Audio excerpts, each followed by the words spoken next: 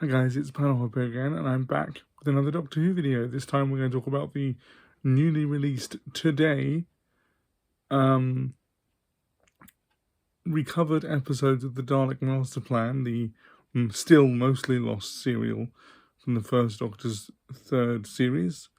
So I watched, including the two recovered episodes, I watched episodes 1 through 4, and then I watched the two remaining episodes that there are. So I'm gonna give you my thoughts. So obviously, having those two recovered episodes, episodes 1 and 3, I think it is, they make the first hour of this story, which was originally a 12-part story, flow really well. It's a really interesting. It's a really interesting mystery. You know, what are the Daleks doing on this planet? What is the Dalek Master Plan? Turns out it's giving this guy Mavic Chen, who's the so-called guardian of the solar system. Their plan is to give him control of to give him ostensible control over two other outer galaxies, so that he can facilitate them conquering this solar system. It was a little unclear to me whether the solar system they're actually talking about is Earth's solar system, or whether it's another different solar system that Earth is governing. But either way, it's not particularly relevant. The first 3 episodes, including the 2 recovered ones, 3 or 4 episodes, are really good. Like I said, they flow really well together. I was really hooked.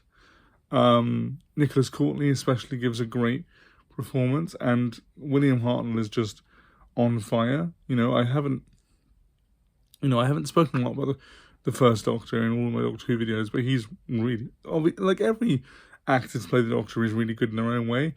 William Hartnell is good in his way.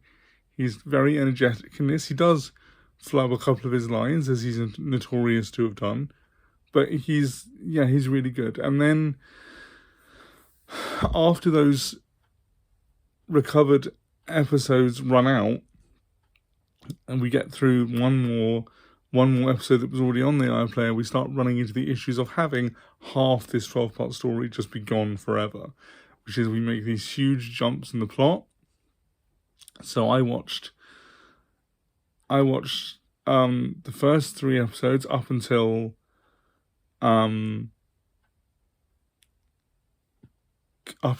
Katrina is captured, and then it skips straight forward to the escape switch, which misses out several episodes.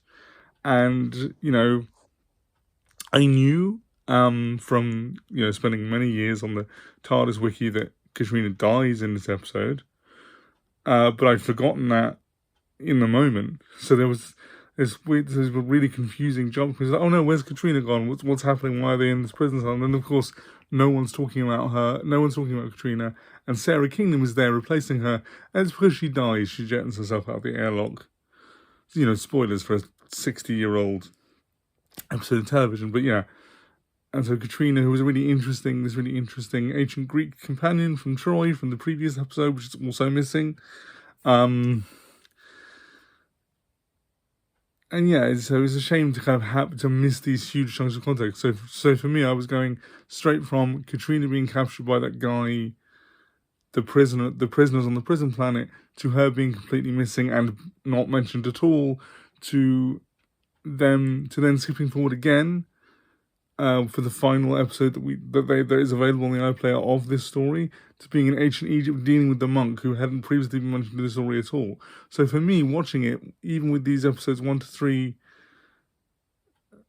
even with these first 3 episodes being mostly recovered now, after that, it's a bit of a mess. It's all over the place, but it was still really enjoyable. It was nice to see,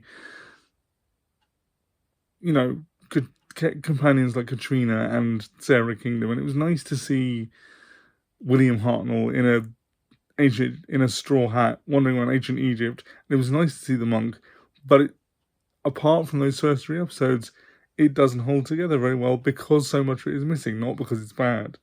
So yeah, those are my general thoughts on it. I had a good time. It was nice to see them. But yeah, one day maybe we'll see the whole of the Dalek Mastermind restored, but it's not this day.